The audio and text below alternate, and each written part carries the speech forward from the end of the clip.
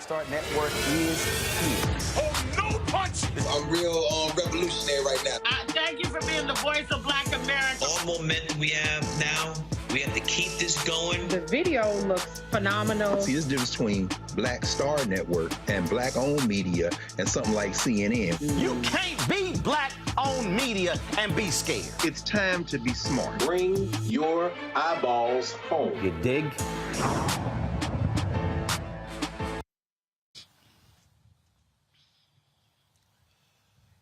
Today is Thursday, January 12, 2023. Coming up on Roland Martin Unfiltered, streaming live on the Black Star Network. I'm live here in Houston at Houston Independent School District headquarters, where the school board will be deciding tonight to terminate the principal, Tiffany Guillory, at my alma mater, Jack Yates High School. They have yet to explain to the public why they're taking this action, what's the reason behind it. I'll actually be speaking up for her in the school board at this meeting in just a few moments. Also on today's show, one of the co-founders of Black Lives Matter, her cousin shot and killed by LAPD, actually tased 7 times. Carl Douglas is the family attorney, and we will talk to him about the death of English teacher Keenan Anderson. Also on today's show, a very strange story out of Texas, where a woman from Texas was arrested. First of all, in Philadelphia, she's arrested for a crime in Texas. She's never set foot in. Are we having the same issue here when it comes to artificial intelligence? It's crazy. You won't believe how she became a suspect. Also, a Georgia family wants police held responsible for the death of 12-year-old Le'Den Boykins, who was killed in a 2021 high-speed chase. We'll show you the horrific dash cam video and talk to the family's attorney, Lee Merrit. In Missouri, Republicans there, what the hell is wrong with them? They want to get rid of arms. Literally, they don't want women bearing their arms on the floor of the Missouri legislature. Really? We'll actually talk to a lawmaker there as well. Plus, we'll talk to a tax expert to break down the new tax brackets and explain if there's more money in your pocket. Folks, it is time for us to bring the funk on Roland Martin Unfiltered on the Black Star Network. Let's go. He's got it. Whatever the biz, he's on it. Whatever it is, he's got the scoop, the fact, the find. And when it breaks, he's right on time and it's rolling. Best believe he's knowing.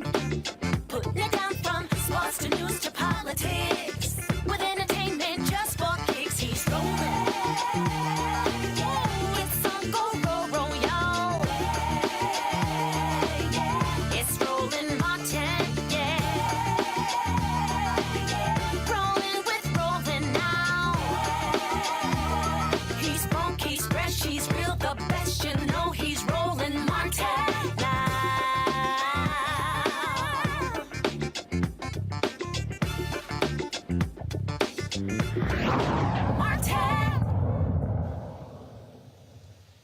Hey, folks, Roland Martin here. I'm broadcasting live from Houston in front of the Houston Independent School District where the school board meeting just started. They are trying to terminate the principal at my alma mater, Jack Yates High School, one of the most historic black high schools here in Houston.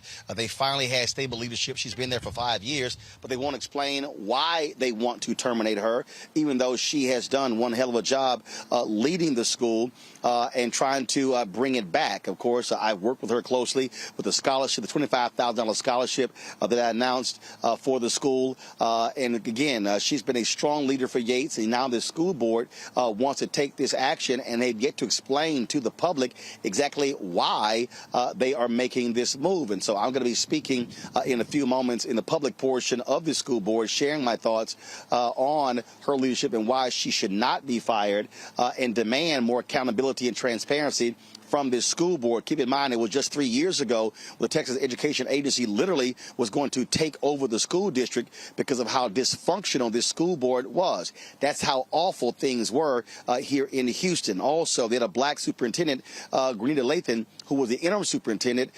Twice they refused to remove the interim tag. They went out and hired someone else from across the country. She eventually leaves, even though she turned this school district around. And so lots of drama here in Houston, but it is what many call here an ongoing attack on historic black high schools in Houston. And so we'll actually show you my comments when I speak to the school board once they get out of closed session. Let's talk about Los Angeles, folks, where the LAPD have finally released body cam video of the in-custody death of Keenan Anderson. He is the cousin of Patrisse Cullors, the co-founder of the Black Lives Matter movement. Body cam footage shows Anderson flagging down police officers for help after running in the street following a car accident. Anderson then tells officers that they were going to put something in his car when he ran, and officers subdued him and tased him for roughly 30 seconds before tasing him again. Anderson was taken to a hospital after being tased, and about 4 hours later, he went into cardiac arrest and died. Joining us right now is the family attorney for Keenan Anderson, Carl Douglas, noted civil rights attorney there in Los Angeles. Carl, glad to have you back on Roland Martin Unfiltered. So walk us through. Anderson, there was a car accident. He's in the street and he flags down cops for help. Roland, first of all, thanks for having me back on your show again. He was apparently involved in a car accident. He wasn't in his right mind. And initially, he was in the middle of the street when a motorcycle officer encountered him. The officer goes over to where the crash took place and learns from the other participants that Anderson was in fact involved in the crash and may in fact have been responsible. That then sets off a series of interactions where Anderson, clearly not in his right mind, clearly paranoid, is talking to the officer for 7 minutes. When the officer calls for backup, because he's on a motorcycle, to conduct a DUI investigation, other cops come. Anderson freaks out and begins to run in the street of a busy thoroughfare, and in their efforts to handcuff this man, officers put their body weight on him and tased him 7 separate times. They tased him on the back part of his heart, where his heart was. So, is there really any wonder that after 7 tases that contained 50,000 watts of electrical energy coursing through his body, 4 hours later, a dead man lay in his wake, and a 5-year-old boy is now forever left without his father? So, again, this is a perfect example of what we often talk about, how police, when they encounter people who are having a mental episode, how they use tasers and guns when we're dealing with somebody who has a mental crisis. Roland, there is this fundamental notion of officers acting as a warrior mentality, when many times we need them to act as a guardian mentality. Clearly, 75% of all interactions with officers and the public are not violent. But when you have this warrior mentality, regrettably, these kinds of things occur. Clearly, the officers were treating him not with the kid gloves of someone who was then in the midst of a psychological episode, but they treated him like a criminal. When they tased him, they thought that he was reacting and resisting arrest, when in fact, he was scrambling around because he was being stung by the taser, because the taser was being used unreasonably, and it caused pain.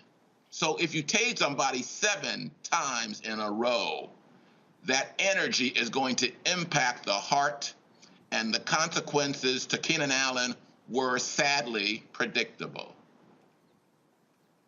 I'm looking at the video right now, and I'm counting literally 7 or 8 officers. So you got 7 or 8 cops, and you need to tase somebody 7 times to subdue them? And there were at least 3 or 4 different officers who just came to the scene. They were unaware of what, if anything, had gone on between the interaction with the cop with the helmet, the motorcycle cop. And they come, and in their effort to handcuff this unarmed man, they press his body against the cement, pushing the very air out of his body. As he struggles to regain his breath, they tase him, which activates his heart. He did have apparently cocaine in his body, which is a stimulant. And the combination of those 2 items, regrettably, caused his heart to flutter, and they were unable to revive him after 4 hours later. There you go, 7 times, and they're tasing him in the back part of his heart, for goodness sakes. That training is difficult to accept. It is wrong, and it led unavoidably to his death. It is certainly sad that is the case. And again, this is what we continue to see: African Americans dying at the hands of cops, either being shot or, in some cases, other cases where they put bags over their heads, they get suffocated. And I just keep saying, you have to figure out something in this country where police are not responding to mental crises, because folks end up dying, and you don't come back from death, and there's no amount of money that brings you back. The irony is, the death of Keenan Anderson was the 3rd death reported by the LAPD this year, and we're only 12 days into the year. Each of those deaths were a function of someone in a mental crisis, and the officers dealt with them as criminals rather than dealing with someone in a mental crisis, which is, again, the essence of all the problems we continue to encounter in this country nationwide. Indeed. Carl Douglas, we appreciate you joining us. Keep us abreast of what happens in this case. Thanks a lot. Thank you for having me on. Next time. All right, folks. Thank you very much. Folks, when we come back, I'll talk with my panel about this here. I may have to step away to go speak in the Houston Independent School District Board meeting, but the conversation will still continue. Don't forget to support us in what we do, and that is by downloading the Black Start Network app. First of all, if you're watching on YouTube or Facebook or Black Start Network app, hit the like button, the share button. Let folks know that we're live and what we're doing. And so please support us in what we do. Download the Black Start Network app, available on Apple phone, Android phone, Apple TV, Android TV, Roku, Amazon Fire TV, Xbox One, Samsung Smart TV. Also, join our Bring the Funk fan club. Your dollars are critically important. Send check-in money orders to P.O. Box 57196, Washington, D.C. 20037-0196. Cash App, $RM Unfiltered. PayPal is R Martin Unfiltered. Venmo is RM Unfiltered. Zelle is Roland at RolandSMartin.com, Roland at RolandMartinUnfiltered.com. And, of course, get my book, White Fear, How the Browning of America is Making White Folks Lose Their Minds. Get it from Amazon, Barnes & Noble, Target, Books A Million. Download the copy from Audible or order through your favorite black bookstore. We'll be right back on Roland Martin Unfiltered, broadcasting live here in my hometown of Houston, Texas. I'm Deborah Owens, America's Wealth Coach, and my new show, Get Wealthy, focuses on the things that your financial advisor and bank isn't telling you, but you absolutely need to know. So watch Get Wealthy on the Black Star Network.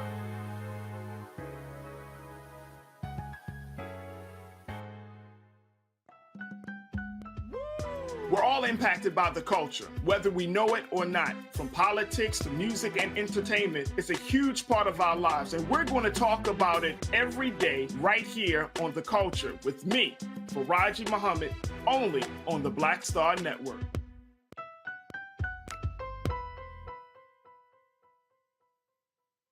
On the next A Balanced Life with me, Dr. Jackie, listen to this.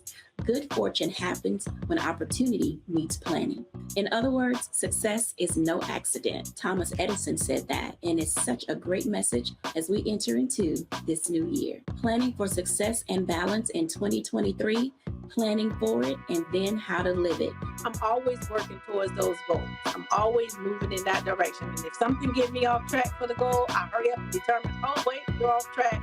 Get back over here on your track of what you're supposed to be doing, and I continue to work to those goals. That's next on A Balanced Life with me, Dr. Jackie, here at Black Star Network.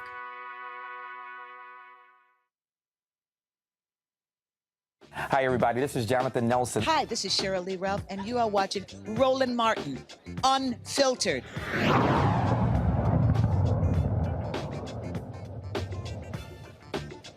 Concerns and future goals of our community are being heard. So thank you all. Look at the Houston Independent School District Board meeting. And so momentarily I'll actually be in this meeting speaking because they are looking to take action against the principal, Jack Yates High School, my alma mater, Tiffany Guillory. And so they'll let me know soon when to call me in to speak. And so when that happens, we'll have Reese or someone take over the show. Let me bring in my panel right now. That is, of course, a regular Thursday panel. Erica Savage, founder of the Reframe Brain. Reese Colbert, founder of Black Women Views. Dr. Greg Carr, Department of Afro-American Studies, Howard University. Glad to have all three of y'all here. I'll start this way. And then we'll start with what Carl just said. And we continue to say this over and over and over again, Erica, and that is there has to be reform on these police departments when it comes to how they are treating individuals who have mental crisis. San Francisco actually created a situation where they sent counselors to various scenes. We're seeing this happen way too often here in the United States. Yes, absolutely, Roland. And one of the things that, we definitely need to bear in mind is that since the pandemic of 2020, that there's been a rise, at least a 30% rise in people that are experiencing stress, insomnia, and anxiety. And those are real things. So that's whether or not a person has a diagnosis of having perhaps a mental illness issue or just has a diagnosis standalone. So when we think about that, we think about people that are still struggling since the pandemic, people that are working different jobs. And so then we bring in this gentleman, which not understanding fully what happened before, but even just a cursory look at the video, you can tell that there's something that's not right there. So for a person to run out in the middle of busy traffic would let you know kind of that person's mental state of mind. So, additionally with the 988 crisis line for people that are experiencing perhaps suicidal ideations, it would make sense to have law enforcement folded in such a way that when they do come into contact with someone who seems to be a little bit beside themselves, whether or not that's to an addiction or it's just because they were in a traumatic event, that there be a course of action laid out to get that person help. And then if there are charges that later need to be filed,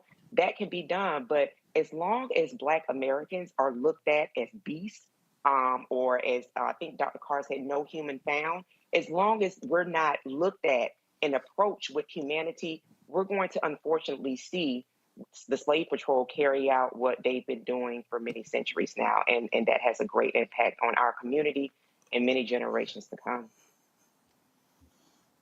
Greg, what jumps out is you often will hear if they would say, well, we use the taser and not the gun. Yeah, but you tased somebody 7 different times. And so when you have that many officers, you talk about trying to subdue someone, and I keep trying to tell folk, again, death is death. It is final. You do not come back from that unless you are Jesus and Lazarus. And so, at some point, you've got to have, and I don't know what the hell the answer is, but people keep talking about, spend more money on training. Well, show me how that's actually made it better. No, absolutely. I mean, here we are rolling on the weekend approaching before the Martin Luther King Jr. birthday holiday. And Dr. King said, as you said many times, near the end of his life, the 3 evils in America: racism, hyper materialism, excessive materialism, and militarism. And this is militarism. Erica just said it. I mean, they're hunting.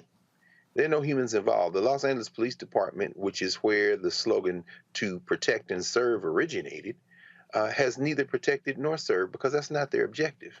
Their objective is control, and they exerted it here. I mean, on one of the articles adjacent to this story, LAPD policy states that there's no preset number of times a taser can be used in a tactical situation. It's all military language.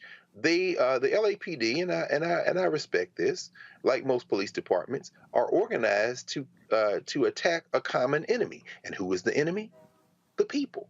And who are the most enemy of the people, in the people? Black and brown people, particularly Black people. This is a hunter involved. And so this can't be reformed. It has to be renegotiated. And so, when a cop feels like you can just pull up and do whatever the hell you want and start barking orders, and then you pull out your taser and do it as many times as you want, until they are stopped from doing that, they're going to keep doing it. What will stop them from doing that? Those are the uncomfortable answers that I think we all know, but don't want to articulate. Reese, unfortunately, in this country, the answer is, well, let's just pay a settlement and let's keep it moving. I mean, that's just how these city councils, mayors, and others, police chiefs, deal with tragedies like this. Just say, cut a check, and then keep it moving. Yeah, and it's just not good enough. And I think the cops consistently demonstrate why the fear of the police is rational. We saw the young man in this case, he was very much afraid of the police. Mind you, a crime had not been committed. This was an accident in which he was the one calling for assistance.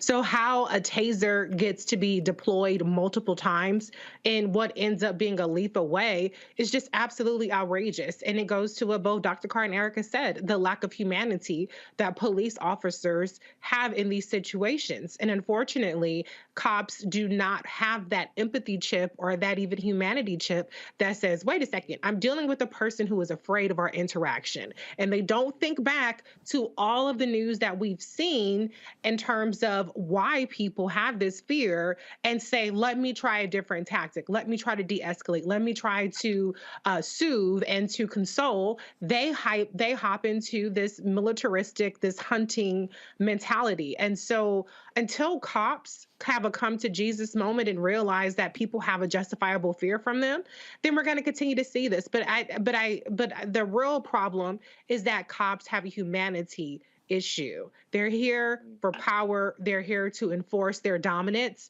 And even in the most, what should be relatively benign situations, somebody ends up dead, and usually that somebody is Black. Indeed. I want to shift to why I'm here. Earlier, before we go on the air, there were a number of folks who are graduates of other historic Black high schools here in Houston, Wheatley, Cashmere, and Sterling. And we're talking about really how traditional Black high schools all across this state have been targeted. Here you have a situation where the board is about to fire the principal at Jack Yates High School, Tiffany Guillory, been in the last 5 years. I dare say, and I believe she's the longest serving principal who's been here in almost 25 years. And Greg, I want to start with you, because what this speaks to, and again, I'll be speaking soon in there, we'll be carrying it live, Black high schools are critically important to our communities. We're talking about where they're located. Middle schools feed into them. Elementary schools feed into those middle schools.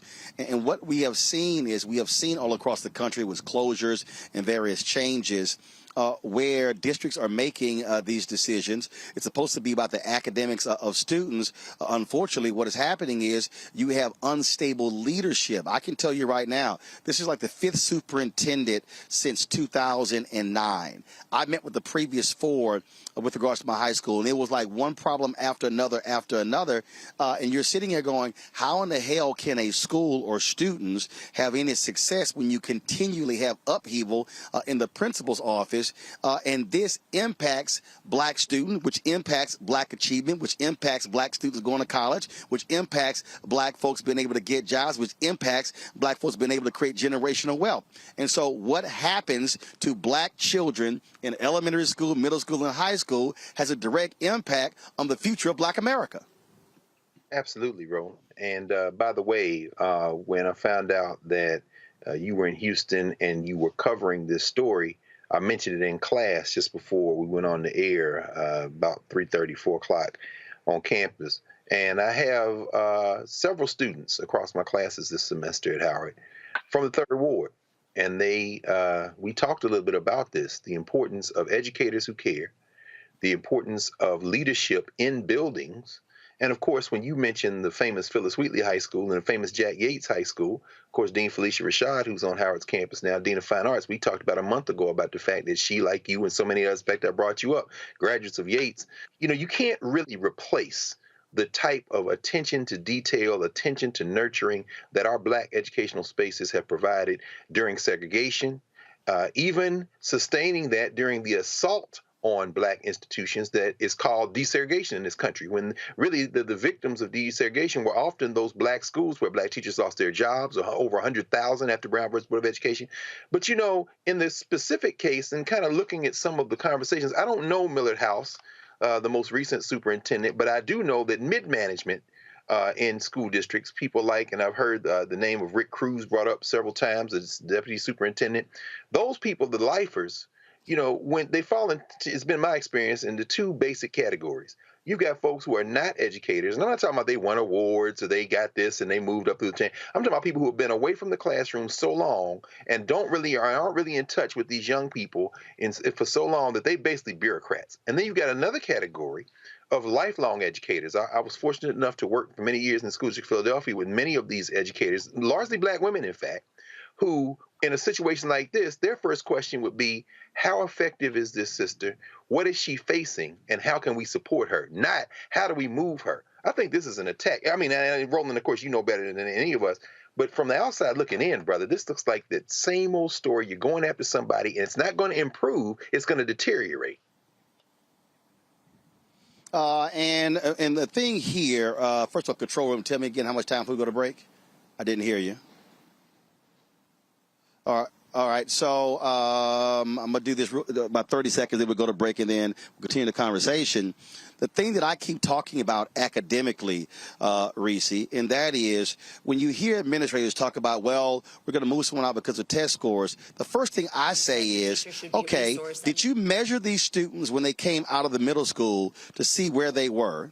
And then how did you track their progress 9th, 10th, 11th, and 12th grade? Because if you're getting a student in the 9th grade who frankly is reading and writing on a 3rd or 4th grade level, you're trying to create miracles when you should be addressing what the hell happened 1 through 8. And then you have to then assess, okay, to the school district, what additional resources are you putting into a school to be able to elevate the academic performance, as opposed to hoping a principal becomes somehow a saint, and then they can simply do a whole lot with very little. About 30 seconds before we go to the break, and then we're going to pick this up when we come back. Yeah, honestly, I take any kind of after the fact criteria as nothing more than a pretext to justify the decision that was made. Because the reality is, if that's the criteria that you're going to use, then set that up front. And you also don't fire somebody in the middle of the school year if you are evaluating them based on criteria such as school scores and things like that. But we see this time and time again, particularly with Black people, where they want to fire you because you're effective or because you're ruffling some feathers that have nothing to do with your effectiveness, but the ineffectiveness of others. And what they do is they create some BS personnel or a performance issue to try to justify it after the fact. And I'm not buying it. And neither are the parents. All right, hold tight 1 second. I got to go to a break. We'll pick this up when we come back. Roland Martin Unfiltered on the Black Star Network. Back in a moment. Hatred on the streets, a horrific scene, a white nationalist rally that descended into deadly violence. White people are losing their damn minds. As an angry pro-Trump mob storms the U.S. Capitol, we've seen shooting. We're about to see the rise of what I call white minority resistance. We have seen white folks in this country who simply cannot tolerate Black folks voting. I think what we're seeing is the inevitable result of violent denial. This is part of American history. Every time that people of color have made progress, whether real or symbolic, there has been what Carol Anderson at Emory University calls white rage as a backlash. This is the rise of the Proud Boys and the Boogaloo Boys. America, there's going to be more of this. Here's all the Proud Boys, guys. This country is getting increasingly racist in its behaviors and its attitudes because of the fear of white people. The fear that they're taking our jobs, they're taking our resources, they're taking our women. This is white fear.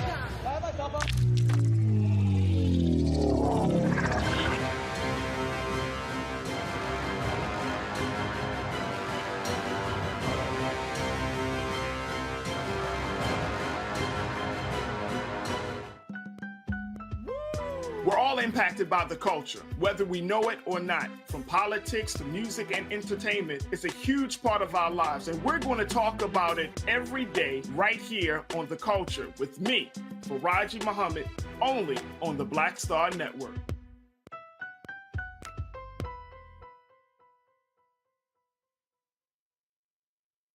Hi, I'm Amber Stevens-West from The Carmichael Show. Hi, my name is LaToya Luckett, and you're watching Roland Martin Unfiltered.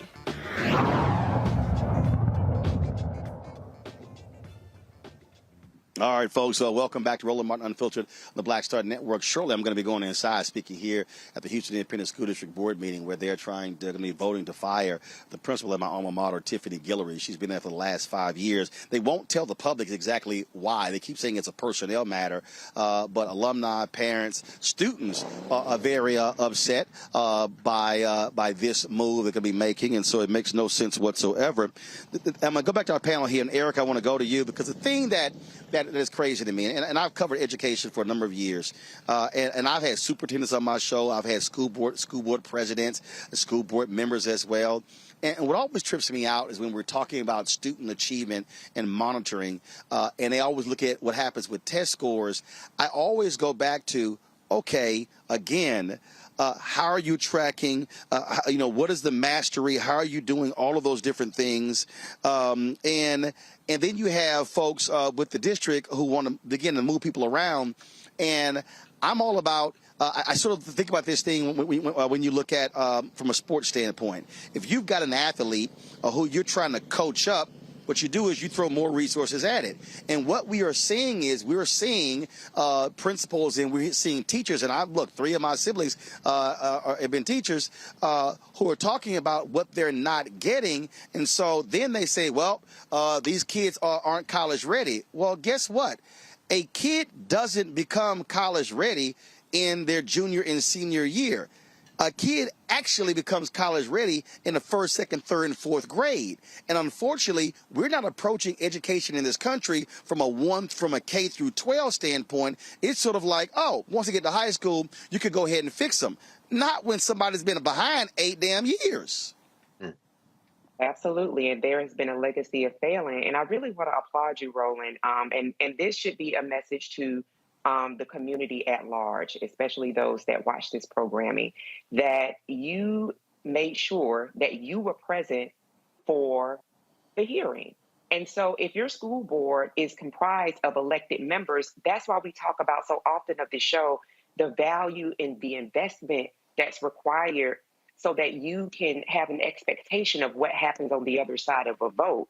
Those phone lines should be constant with people that are calling and demanding that those school board members tell them why, in fact, this principal who is slated to be fired at the top of a new school year, when, if I'm not mistaken, spring is around the time students start testing for large blocks of time. So it goes back to what Reese and Greg have both said. This is honestly, and I'm in agreement, it looks, smells, and seems like an attack. Well, again, they won't say exactly what the issue is. They won't say why they're firing her. But it makes no sense to me that you would fire someone literally at the beginning of the 2nd semester, and there should be more answers. Speaking of answers, let's go to Georgia, where a Georgia family, they have released the dash cam video of the 2021 police chase that killed 12-year-old Le'Den Boykins. Charlie Moore was pulled over for evading police when a chase ensued with Boykins and another minor passenger. A Georgia State Patrol officer performed a pit maneuver to end the pursuit, killing Le'Den. Moore was charged with first-degree homicide by vehicle, aggravated assault on a peace officer, and endangering a child while driving under the influence. Le'Den's parents, Anthony and Tony Boykins, know that Moore has some blame, but officers also knew the children were in the car and continued to pursue Moore against Georgia chase policy.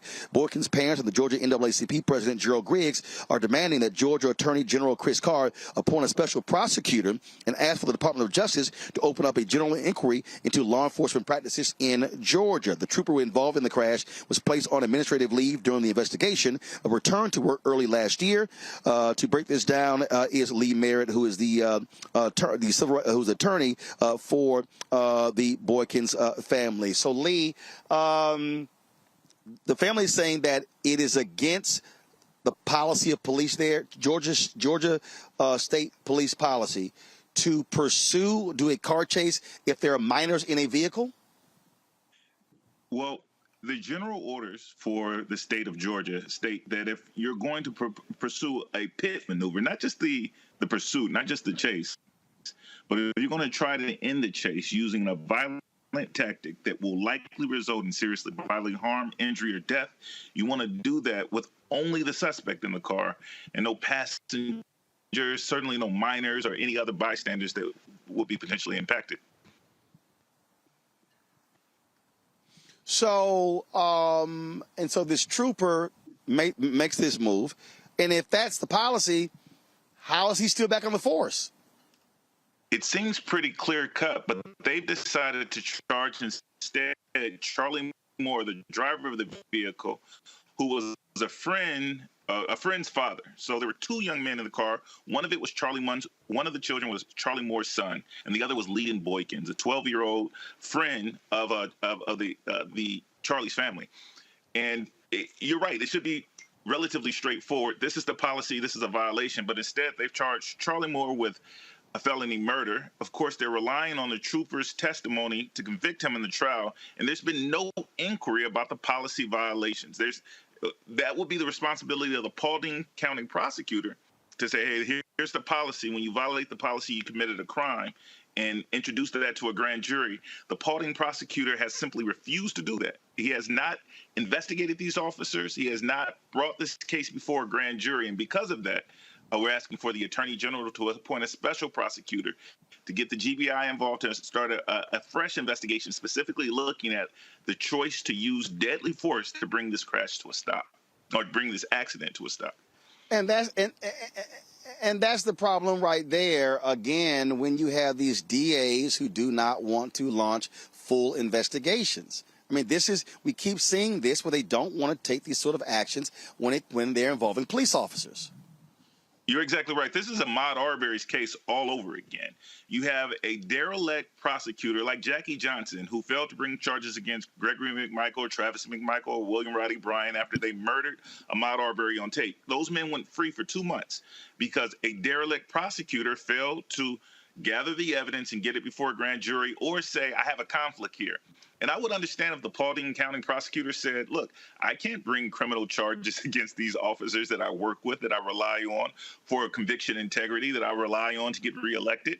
I need a special prosecutor. That, at least I would accept him acknowledging that there's a conflict here and bringing a special prosecutor in. But when we allow prosecutors who necessarily, in order to survive, have working relationships with the local law enforcement officers, if we rely on them to hold law enforcement officers accountable when they violate policy and kill little boys, we're going to continue to get what we've always gotten, a system that is directly implicated in our failure to receive justice. Has there been any response from the Attorney General? Mr. Carr has been working with my office on Ahmaud Arbery's case, on the prosecution of Jackie Johnson, on a few other cases in Georgia. He has delayed responding to this family. He has not directly agreed to meet with this family. He has not rejected the case outright. He's hoping that it will go away. He just won an election in Georgia by a percentage point, by 1 percentage point. And so he didn't want to offend the Black community. He didn't want to offend law enforcement officers during that election period.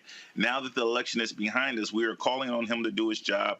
And if he fails to continue, or continues to fail to do his job, we're calling on the Department of Justice, specifically Kristen Clark in the Civil Rights Division, to prosecute this officer. The officer's name is David Peterson. He claims that he didn't know children were in the car. That's what he told his superior officers. That's what he put in the reports, and that's what was reported to Le'Den Boykins' parents. The video evidence that we now have public shows that that was an outright lie. And this is now a cover-up that I think implicates the prosecutor himself for failure to properly investigate this case. That's what jumps out, and there's no doubt that you got to reform a system where you have far too many prosecutors who refuse to actually properly look into police officers. Lee Merrit, we appreciate it. Thanks a lot. Thank you for having me. This is what is continually angering Reese. Here. We always talk about proper investigations and justice, and we know for a fact that you just have DAs who are scared to death because they are in partnership. It is hard for the public to trust a lot of these DAs, and even when they do have a so-called investigation, they act more more like the defense attorney for the police officers than an impartial judge, if you will. Yeah, absolutely. I mean, man the hell up and do what you have to do and hold these cops accountable. There's a clear-cut law against this kind of behavior, a regulation against this kind of behavior, and a child is dead.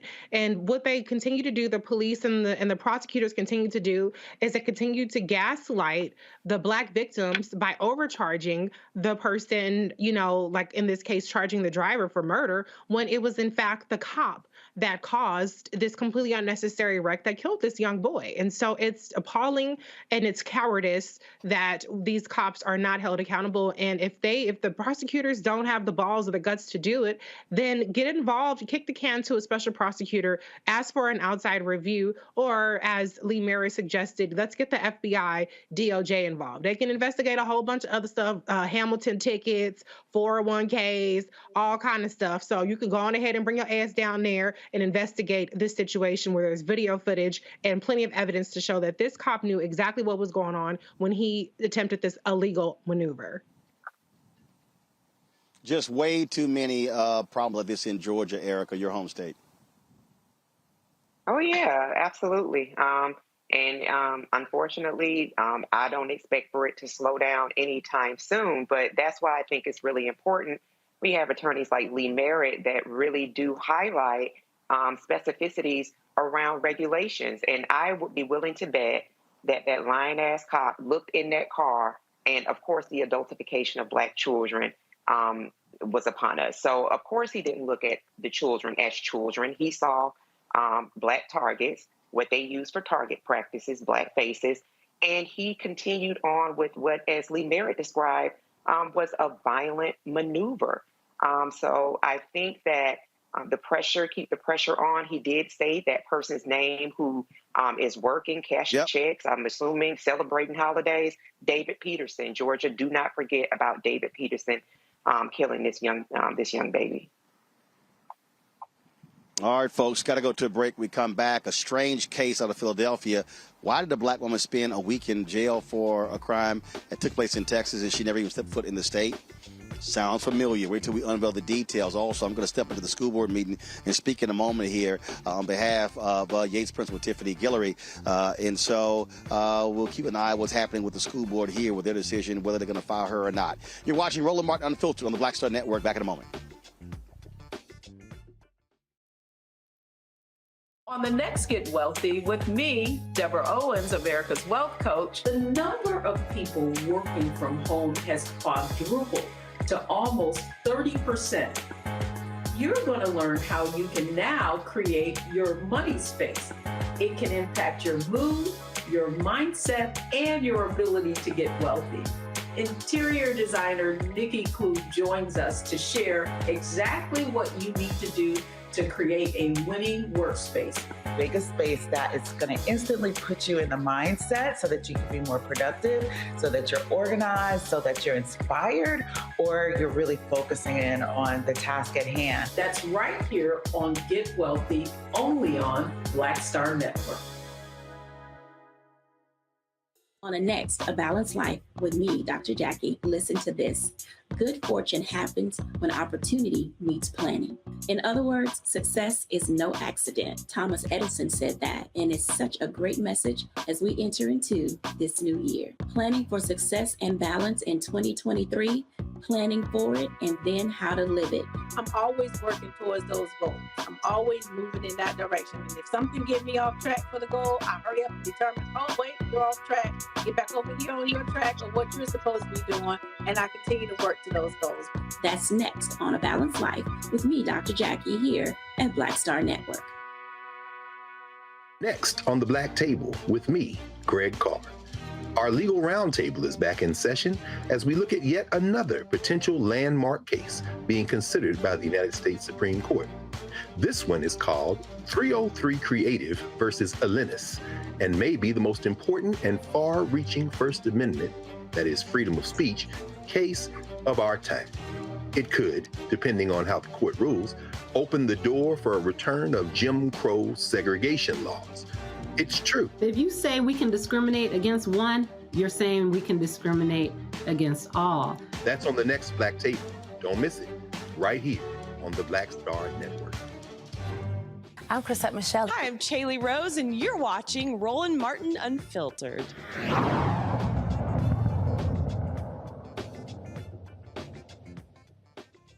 This is an outrageous story out of Philadelphia. A Black woman spent almost a week in jail for a crime she did not commit states away. Julie Hudson was wrongfully arrested for a Texas crime due to a case of mistaken identity. It began with a May 2022 shoplifting incident at a sports store in Webster, Texas, about 22 miles from Houston. Webster police identified the suspect as Julie Hudson. Investigators said the surveillance photo of the suspect looked similar to social media images of the 31-year-old PhD student from Philadelphia, who was also named Julie Hudson. Julie found out about the warrant because she kept being denied jobs, so she went to a Philadelphia police station on January 5th to find out why. That's when she was taken into custody. Julie was released last night after about 2 weeks in jail. Philadelphia's District Attorney Larry Krasner released this statement about Julie's arrest. The Philadelphia District Attorney's Office became aware of Julie Hudson's predicament last evening. Thanks in part to media reports out of Houston and in Philly, I am not aware of any efforts by Texas authorities to contact my office directly about the misidentification of Ms. Hudson, which led to her arrest by Philadelphia police on January 6th based on a fugitive warrant. Once the district attorney's offices independently became aware that Webster police had confirmed to local media that they had wrongly sought Ms. Hudson for arrest, we mobilized quickly to make sure Ms. Hudson was released from custody as soon as possible. Julie Hudson is a Philadelphia resident who has no criminal record and is pursuing a PhD. What happened to her should not have happened, and her family deserves a great deal of credit for successfully advocating for her freedom and in Philadelphia. I'm also thankful for the quick action of our charging unit led by Supervising ADA Amanda Hedrick, City Managing Director Tumar Alexander, the 1st Judicial District, Northwest Detectives, and Department of Prisons for effectuating Ms. Hudson's release within a matter of hours. I'm proud to lead a prosecutor's office that works closely with law enforcement and the judiciary to ensure a rigorous process of approving arrest and search warrants. Mayor Jim Kenney issued this statement. We commend the rapid response and coordination between the police department, courts, district attorney's office, and Department of Prisons to ensure that Julie Hudson was released as quickly and as safely as possible. We are dismayed by the ordeal that she and her family went through due to an erroneous warrant from another jurisdiction, and thankful that she is now home. We've been in touch with the family. Julie and her sister were scheduled to come on the show tonight, but changed their minds as Julie needed time to process what happened to her. We hope to have them on in coming days. All right, let's go to the panel on this. You know, Dr. Carr and Erica, what is striking about the language in both of those statements was there was still a level of criminality associated with Ms. Hudson's detainment. It was almost like language as, you know, as safely as possible and rigorously. They treated her as a criminal and as though they did her some sort of favor for releasing her after weeks in jail. Erica, let's start with you. What is your reaction to what happened to Ms. Hudson? Terror. The first thing that I thought about was she talked about being denied jobs and doing the responsible thing, which was going then to the police department and finding out that there was a warrant for her arrest. And my thought goes to, so how was she transported? And I can't imagine someone who has had these charges levied against her, which are false charges. It wasn't her. Being transported from her home in Philly to Harris County in Texas and then having to go through that system. And then I started thinking about Khalif Browder. You know, we've been hearing and reading a lot about the cash bail system. I don't want to, I think it may be Illinois, or it's a state within the United States where it was abolished. And please forgive me for not recalling the name of that state at the moment. But thinking about, you know, her being in jail for all of that time for a crime which she did not commit, something as simple and silly as shoplifting. And I'm thinking about what the price of that item was and the criminalization of people who often shoplift. When you think about loss prevention and what the price tag of those things are, is it actually worth having someone jailed for that? Or, you know, can that person be fined? So that she went through something this horrible for a shoplifting charge for a person that she wasn't, from one state to another state, and that her family effectively had the communication skills to be able to advocate for her to see her release. You know, to hear that statement and to read that statement from the mayor's office and from the Harris County's office, it really, to me, they're not being remorseful about what happened and what could have happened to Miss Hudson during her time in their facilities and being transported. I hope that she takes all of the time that she needs to heal from this very traumatic event, and that it does not severely interrupt her PhD studies as well, because that is a job in and of itself. Yeah, you're so right. I mean, there was a lack of remorse, and I don't know if that's like legalese talk because they might be anticipating a much deserved lawsuit, but I still think it's just not fucking good enough. When you detain a person for a charge that they are not guilty of that happened states away, and you kind of get around to it once it's become a social media story, that's just not fucking good enough. Point blank, and the period. It doesn't matter about how happy you are that now when you patting people on the back for getting her out of jail, which she didn't belong in the first place. It's really, really disgusting, and to me, it's dehumanizing. And not to be a victim blamer here, but Black people, please don't present yourself to the police under any circumstances. Please go get an attorney. Okay. Period. Get you some sort of background check, subscription or something, and let them handle it. Let the professionals handle it, because I know that we think, we're not guilty of anything, nothing could happen. But this is a prime example of how, the cops will find something. And I can guarantee you that as many Tom, Dick, and Harrys as I know that's white, they have Tom Smith, Jack Smith, John Smith. If they walk their white ass up into a Philadelphia precinct and they share a name with a shoplifter in Texas, they would not be in jail for a week. But Dr. Carr, what's your reaction to this story? No, I think you and Erica have laid this out. I mean, I really appreciate the fact, Erica, that you raised the fact that this is shoplifting. Now, they're trying to remove Principal Guillory at Jack Yates High School. Under her leadership, I understand that Jack Yates achieved IB status, International Baccalaureate status. So you get those honors courses there as the students are there. I'm sure one of the books they probably had to read in their literature course was Les Miserables. So Jean Valjean, we all remember high school when we had to read Les Miserables, and they put him down for stealing a loaf of bread because he was hungry. Shoplifting, and then this sister gets picked up halfway across the continent because her name happens to match. And then the Webster police release a statement saying that they're not even sure if the real suspect's name is Julie Hudson, and then asking the public for help. It's shoplifting. That's number one. Right.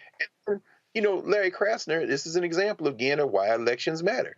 Krasner is one of those DAs who does have a bit of a backbone, and he is not widely loved by the police. I think we should stop calling them law enforcement. They are lawless.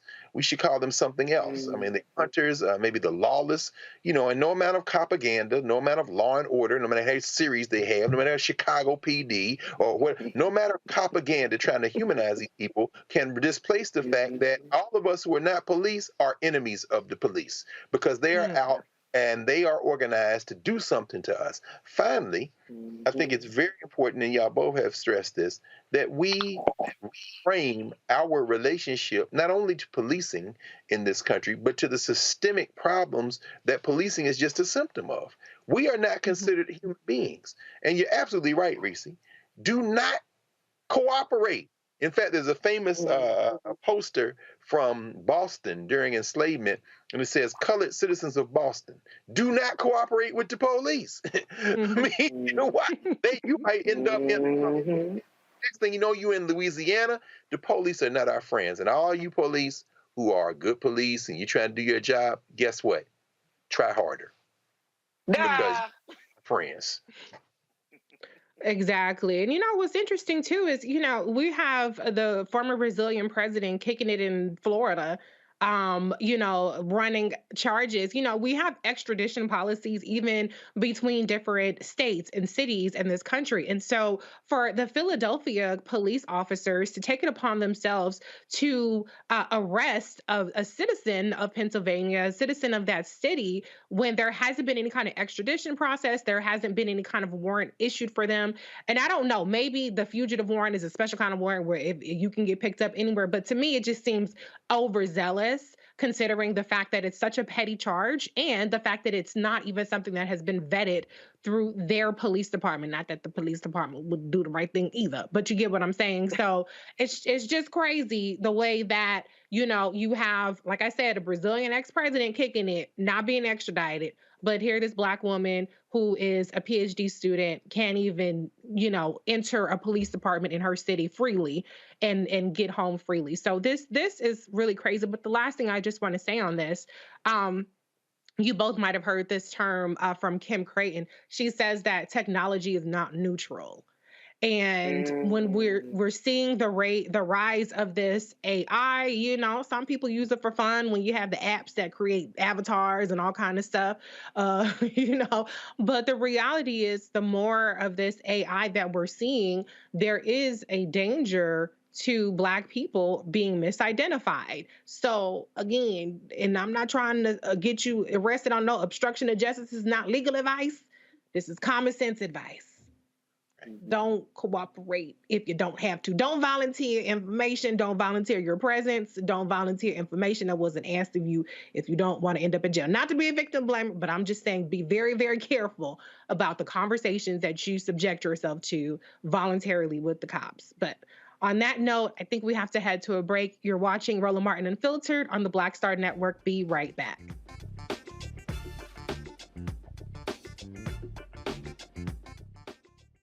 Folks, Black Star Network is here. Oh, no punches! I'm real revolutionary right now. Support this man, Black Media. He makes sure that our stories are told. Thank you for being the voice of Black America, Roland. Stay Black. I love y'all. All momentum we have now, we have to keep this going. The video looks phenomenal. See, there's a difference between Black Star Network and Black-owned media and something like CNN. You can't be Black-owned media and be scared. It's time to be smart. Bring your eyeballs home. You dig?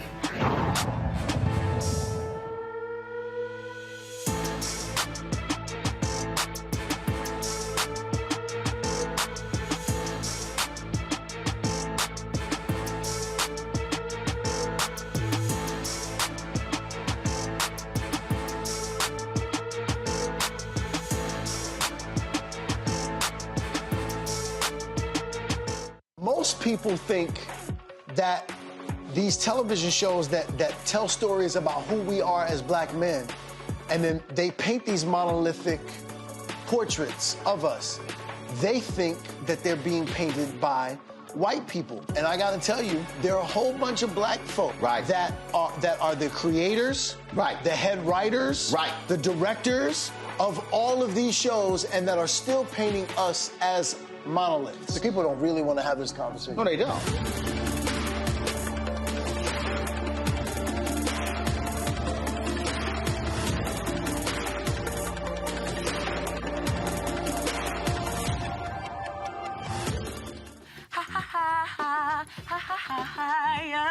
Hey, I'm Antonique Smith. What up, Lana Well, and you are watching Roland Martin Unfiltered.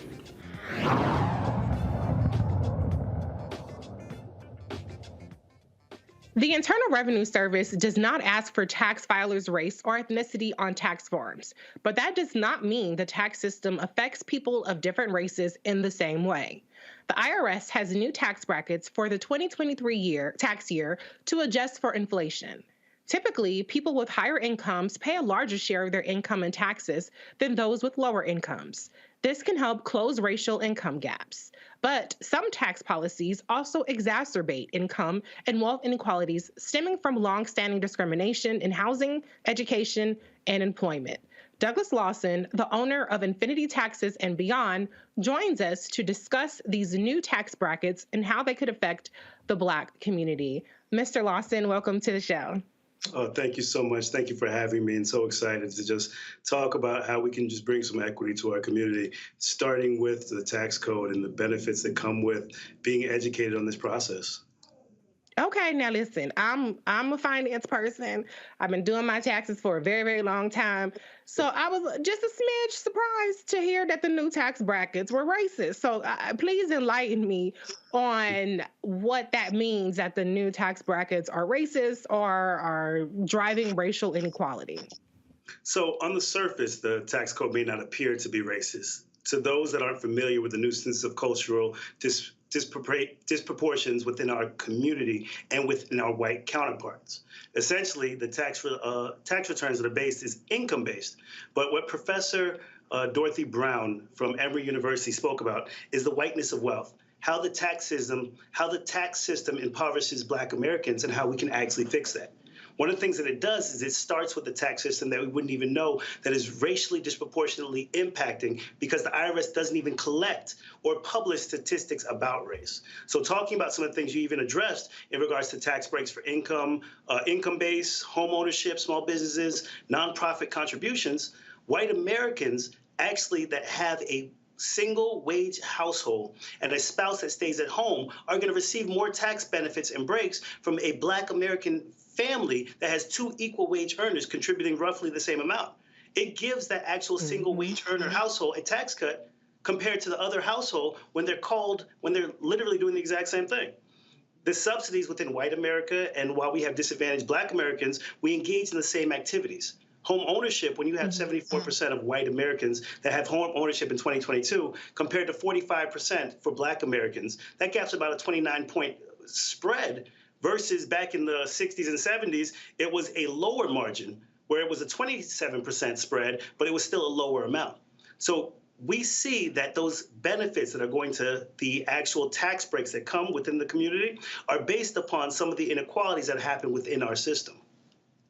Okay, you're definitely selling me because I can attest to the two-income household tax, okay, when you're married.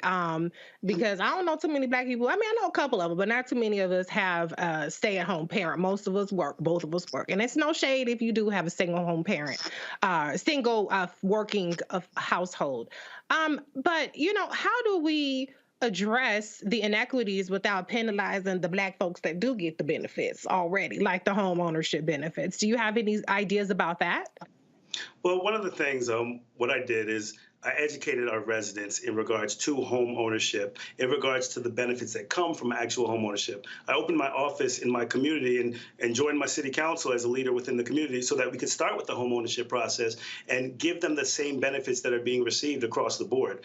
They've increased and actually lessened the incentive that's coming within your Schedule A itemized deduction that comes from actually having a write-off or having the expense of home ownership, but it's still a benefit that can come to our taxpayers when you have that opportunity of having that home that you own as your homesteaded property, because you can write off the mortgage interest, you can write off the taxes, you can write off your association, you can write off the expenses and repairs to your property.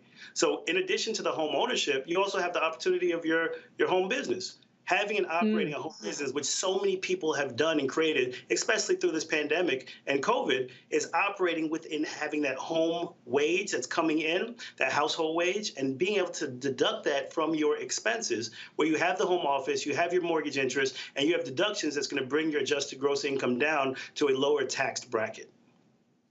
Let me ask you a question. There's so many softwares out there. People can do their taxes on TurboTax. Some just a free file. What audience or what particular demographic would you suggest spend the extra money perhaps to get an actual tax professional to fill out or help them with their tax returns? So we're seeing certain demographics that have their accountants that file their taxes on a monthly, quarterly, annually basis. They have the ability and the access to accountants. Individuals may be coerced, marketed, drawn over to TurboTax or H&R Block, but those individuals have less training than the typical tax preparer when they're just basically doing data entry, not giving you insight or code as to what's going to benefit you and your family, what's going to be the maximum adjusted gross income you can receive. If you're purchasing or investing into a property, why you don't want to reduce or deduct some of your income to allow for you to qualify for benefits that gives you long-term incentives and equity within our community and residual income based upon whether it's a homestead or an investment property. So we look at working with an H&R Block per se, or a Jackson Hewitt. You've seen Get Your Billions Back America. But if we notice, those large firms have tried to push out some of the smaller tax preparers and some of the smaller tax companies just because of their relationships with electeds, politicians, and within government who's trying to write the code to offset and to outcry some of the individuals that's benefiting the individuals of our income base, of minority communities who may not have the access to certain things. So they're just going to do data entry to put the basic information in and get you your basic return, minimizing what's actually coming back from the government. But you're taxed when you actually earn your income, and then you're taxed when you spend those dollars again. So we're being double taxed at a portion where it's not actually benefiting anyone but the government to go to these major firms versus coming to a CPA or a certified tax preparer, i.e. Infinity Taxes and Beyond. I like that you plugged your business. Before I go to the panel, I just want to ask one final question. I really want to get to the specifics because you did mention Black entrepreneurship, and we know that many Black businesses, Black people are entrepreneurial. Black women are some of the most entrepreneurial by, statistically, proportionally. Can you just list off a couple of professions, a couple of home businesses that people might have that you would suggest look beyond just an online do-it-yourself service for additional tax help or even accounting help? There's so many things that people are doing just on a regular day-to-day basis, whether they're doing hair for friends, whether they're a barber, a salon, a tax preparer. For far too long, the reason that I got into the tax business 10 years ago is I'm a real estate broker, mortgage broker by trade, 20 years of experience. In the last 10 years, I was asked by multiple friends, family, I was doing my own taxes similar to yourself, and they would ask me, can you help me with my taxes? Can you file it for me? And it was simple at the time, and not realizing that there's a certain process, a way of writing off income, of actually giving you the maximum return, and making sure that you put your income into a position to use your credits and your equity to be able to buy with your tax return and the amount you filed on your adjusted gross income. So those years of actually getting that experience and filing and processing taxes, it gave me an opportunity to learn how to actually file returns, how to file taxes, and how to move forward with actually processing them for individuals. So the types of businesses of tax preparer, of barbers, of salons, nails, hairs, marketing, advertising, investing. If you have a virtual office, if you have a online website where you're selling certain drop shipping clothes or drop shipping items, you give the opportunity to have an at-home business. So the simplest thing that I ask my clients to do is get an EIN, register it within your local your state registry, which is Sunbiz here in Florida. And it gives you an opportunity to actually write off using the EIN and deduct some of those expenses that you're spending on a regular basis. Home and house cleaning, childcare. These are some of the common things that you can actually do that we do on a regular basis. Now, if you're just babysitting your brother or your sister's kids, that's not really home childcare. But if you have a home office where you have less than 6 children, you can actually do a daycare service and write it off and not have to be state licensed with less than 6 children. And that's another write-off that you can actually have that goes onto your taxes to to bring down your adjusted gross income. Okay, that's really good advice. Let's go to the panel real quick, starting off with you, Erica. Do you have a question for Mr. Lawson? Absolutely. Great information, Mr. Lawson. I want to ask you a little bit about retirement increases. People are able to contribute more to their 401k and their IRA. Could you talk about, and those both increase, can you talk about any racial implications behind retirement, people contributing to their retirement, any racial implications behind that, specifically since sometimes Black families have to take care of not just who's in their immediate household, the extra kind of goes outside of the household as well. Yes. Well, Black Americans, Black families make up about 13% of the population. They spend about 10% of the total dollars that's being spent, about $1.3 trillion annually coming from Black families. But in regards to savings and retirement and putting in and maxing out their Roth and their IRAs and their 401ks and investing, we're actually at the lower portion of the savings and investing. So one of those reasons is because of the families being able to not have generational equity being passed down, not having the support of great grandmothers that have given them, their trust funds or their land or their resources to be able to have the opportunity to take care of your seniors and your elders. So you're taking care of them out of money that you're currently earning. So in addition to being taxed twice on the dollars you're spending and the dollars you've earned, you're also providing a support for your great-grandmothers, your grandmothers, your aunts and uncles, and provide that equity to them. So it's minimizing how much we're investing. So when you have the ability to actually invest more dollars, it's not benefiting individuals that's not actually doing the savings. So the advice that I could give is try to make sure that the first 10% you're putting aside to save, where you have your tithes, you're tithing your churches, but you're also making sure you're taking care of your household and your family, and you're saving that money and maxing out on those tax barriers like the Roth IRA that actually reduces your adjusted gross income, that actually has the tax benefits so that when you're of retirement age, you're not paying this large tax on the money that you're being taxed right now. So do our very best to actually save the maximum that you can and take it off of the top versus waiting until you've paid out all your bills, you've paid out all your expenses, and you're in a position where you just can't do it. But understanding that we're in a position where we have to provide for families, we have to try to find the resources. So that's where the other small business opportunities come in, and actually taking advantage of being a small business owner, being an entrepreneur. Because I would say 9 out of 10 people, once they get off of that 9 to 5, they're still doing something else. It's the side hustle that was created during this pandemic that everybody's been doing for years, but became so seamless and so regular within our community because it was everybody locked in the house trying to figure out how to make additional money. Dr. Carr, you get the last question on this one. Thank you, Reese, and thank you, Brother Lawson. I'm thinking about the working poor, the folks who, may not operate a small business, even if it's just them, who are just basically trying to make it from day to day. On one end of the spectrum, we know the President of the United States, Trump, didn't even have his taxes audited when he was president, even though by law the IRS is supposed to do it. And the IRS pushed back and said, well, we don't have the staff to do it. We saw the GOP pass a bill, it's not going anywhere, to try to defund this close to 90,000 IRS employees over the next 10 years that the Democrats got through and was signed into law. I guess the question I'd like to ask you is if you have any thoughts on tax enforcement. I mean, you said, of course, that there's colorblind data collection. They don't collect data on race at the IRS. And something I was reading the other day says like 230 million calls annually to the IRS, and they got like 15,000 people to answer them. They're woefully understaffed. What are the implications for poor people? I understand working class people and middle class folk, but what are the implications for those who may be earning less than $44,000 a year or less than $11,000 a year? Are there any implications in terms of racism and the tax code to tax enforcement, and how is some of this being balanced on the back of these folk? Are the IRS going after them because it's easier than going after these folks who got plenty of money to hire lawyers to avoid paying their taxes? Dr. Carr, you hit it right on the head.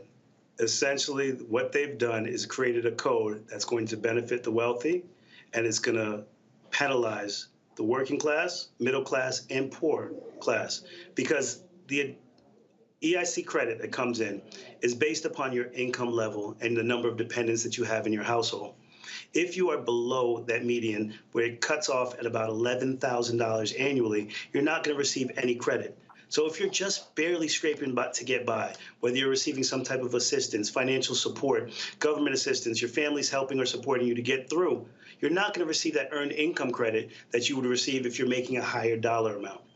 That is actually one of the main reasons that we had to work with our local, state, and federal lobbyists and government agencies to help to offset and to rewrite this code. And I see what our government's been trying to do with defunding the IRS by removing those jobs and just making it one tax across the board. That's not going to benefit anyone besides the wealthy, because of course they're going to put in tax laws and implications that's going to offset some of the dollars that are being donated to these nonprofits, some of the major corporations and entities. When you have your working class and your poor American that's not going to be able to sustain and pay a equal tax to what a high earning wage earner is going to actually make. So one of the things I sat down and I focused on was local politics, understanding what our property tax looks like and increasing the home ownership. I became elected official back in 2019 and opened up my office back in 2009 in the city I grew up in. That's one of the ways that we can really focus on changing that code, because property taxes, home ownership, and federal taxation is something that we have to address and that we're underutilized and under-resourced in, because the elimination of these jobs is going to, in turn, create less opportunities for people that are trying to still sustain and live in this community. I think our biggest thing we have to focus on is being a part of the decision making, being at the table and not allowing for the decisions to continue to be made for us. And that's where we faltered at, because we've never been really a part of the decision of the code that was actually written for white America. So thank you, Mr. Lawson. That's something we stress here all the time, the importance of local politics and getting involved, because as you said, it's not just the federal tax code, there's local and state taxes that we're impacted by. Real quick, can you give us your website before we sign off? Thank you so much. It's www.infinitytaxesandbeyond.com. We can be reached there anytime you sign in, and we'll have an agent that gets back to you within a timely fashion. I just thank you for the time and giving us the opportunity to talk about tax code and the benefits of filing with the tax preparer. Thank you, Mr. Lawson. You're watching the Roland Martin Unfiltered show on the Black Star Network. We'll be right back.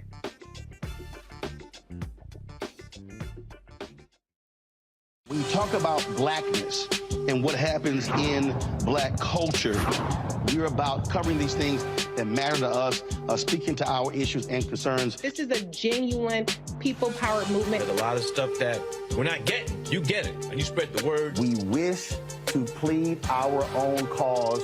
Too long have others spoken for us. We cannot tell our own story if we can't pay for it. This is about covering us. Invest in black-owned media. Your dollars matter. We don't have to keep asking them to cover our stuff. So please support us in what we do, folks. We want to hit 2,000 people, $50 this month, raise $100,000. We're behind 100,000, so we want to hit that. Y'all money makes this possible. Checks and money orders go to P.O. Box 57196, Washington, D.C. 20037-0196.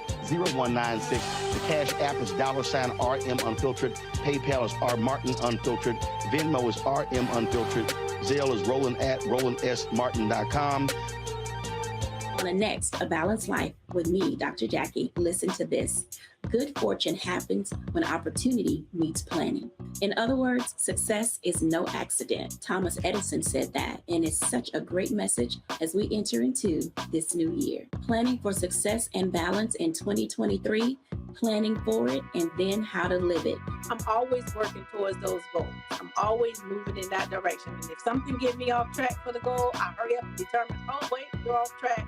Get back over here on your track of what you're supposed to be doing, and I continue to work to those goals. That's next on A Balanced Life with me, Dr. Jackie, here at Black Star Network. I'm Chrisette Michelle. Hi, I'm Chaley Rose, and you're watching Roland Martin Unfiltered.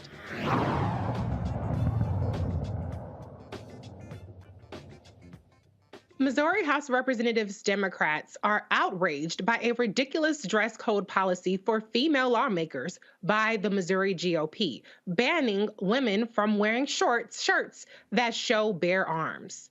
Missouri State Representative Rachel Prouty let the House know how sexist the rule is. Where there are things that should not require debate and comment, I contend that these are one of these things. There are times to have your name said, to be recognized, to be called upon. This is not one of those things. There are some very serious things that are in this rule package that I think we should be debating, but instead we are fighting, again, for women's right to choose something, and this time is how she covers herself and the interpretation of someone who has no background in fashion, because again, it is, and this isn't a shot, it's inappropriate to wear sequins before 5 o'clock, telling me that I can't wear a crispy good St. John sweater if it has too many buttons. I spent $1,200 on a suit and I can't wear it in the people's house because someone who doesn't have the range tells me that it's inappropriate.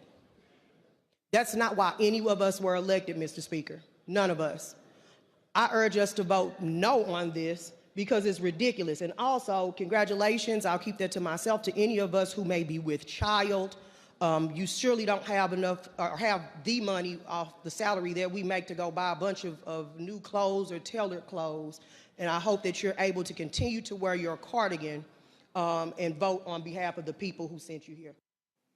Last year, the State House debated whether female lawmakers were dressing up to the previous dress code, which allows women to wear dresses, skirts, or slacks with the blazer or sweater, along with appropriate dress shoes or boots. The current rules make female legislators wear a second layer over a dress or a top, If agreed upon, it would finalize what women legislators can wear when they are on the floor of the Capitol in Jefferson City. Missouri State Representative Jamie Johnson is here to tell us about the crazy dress code proposal. Representative Johnson, thank you for joining us. Thank you for having me. I am excited to be here, but I'm also really embarrassed for the state of Missouri that this is the reason why I'm here. So thank you for having me. Oh, I'm so sorry, Representative Johnson. I have to interrupt you. Please hold tight. We have to go to Roland. Please hold on for 2 seconds. So sorry.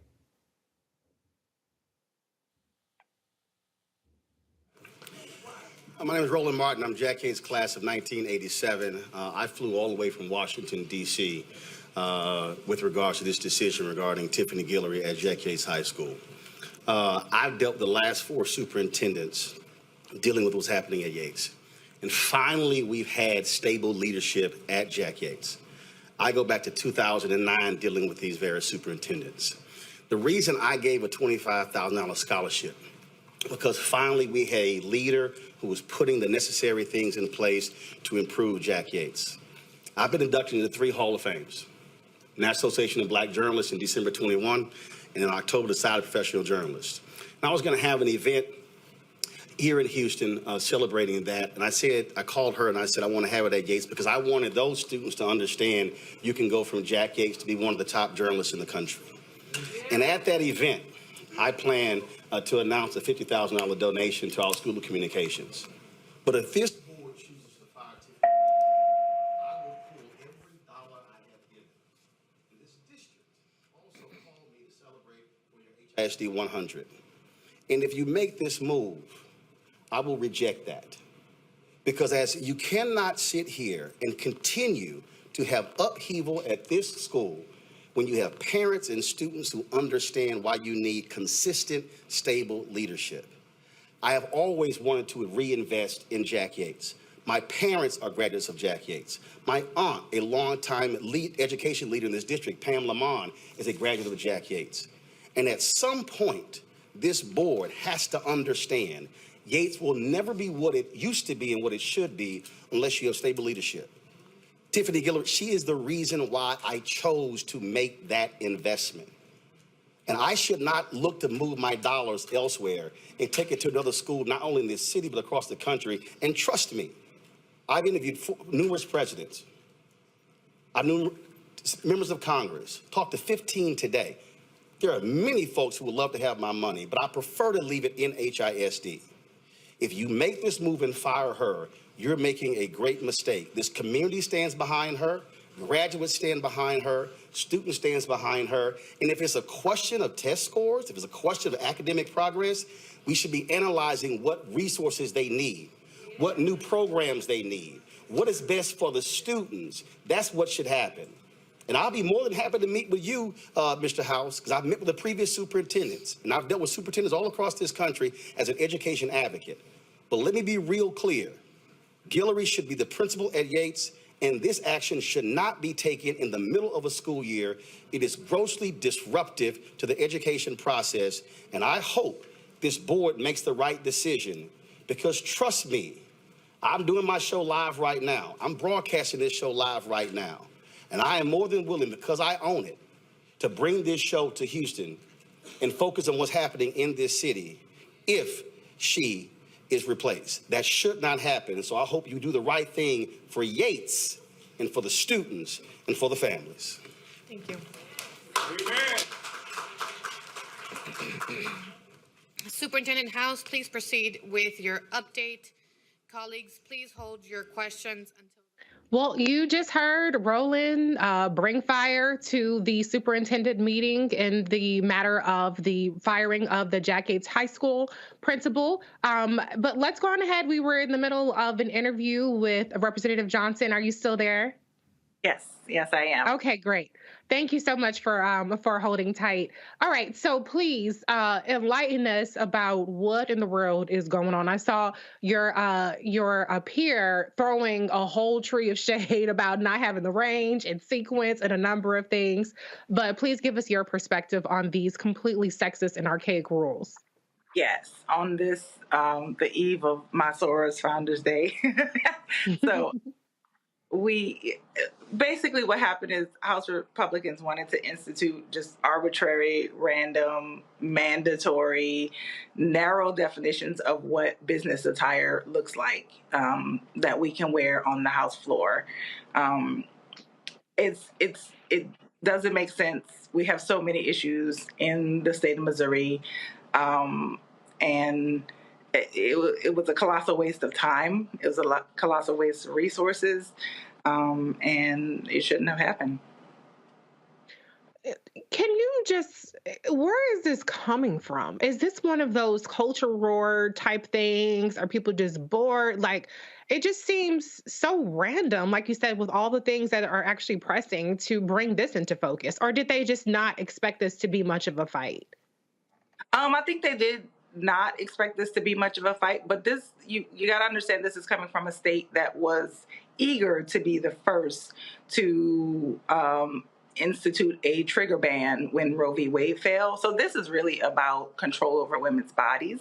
This is about not allowing access to the people's house to, individuals who might consider running for office. This puts another barrier in front of them. Clothes cost money at the end of the day. And so if we can change the idea of what is professionalism and who are professionals, then maybe people represent the state of Missouri with some fervor and with some passion would not consider running for office in the people's house. You're absolutely right. It sounds like a demoralizing step to try to deter people from, even trying to seek office. If you wouldn't mind holding tight, we do have to take a break, but I do want to ask a couple more questions on the other side of that break. Okay. All right. Great. Thank you. All right. So you're watching Roland Martin Unfiltered on the Black Star Network. We'll be right back.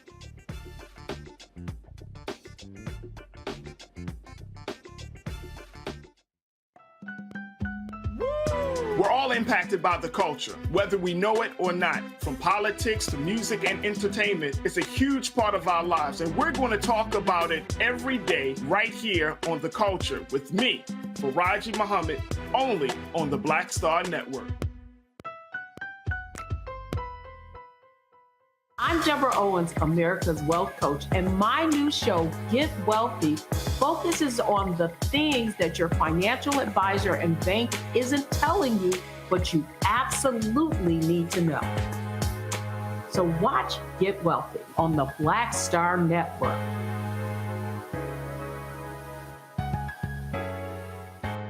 On the next A Balanced Life with me, Dr. Jackie, listen to this. Good fortune happens when opportunity meets planning. In other words, success is no accident. Thomas Edison said that, and it's such a great message as we enter into this new year. Planning for success and balance in 2023, planning for it, and then how to live it. I'm always working towards those goals. I'm always moving in that direction. And if something get me off track for the goal, I hurry up and determine, oh, wait, you're off track. Get back over here on your track of what you're supposed to be doing, and I continue to work to those goals. That's next on A Balanced Life with me, Dr. Jackie, here at Black Star Network. Hi, everybody. This is Jonathan Nelson. Hi, this is Cheryl Lee Ralph, and you are watching Roland Martin Unfiltered.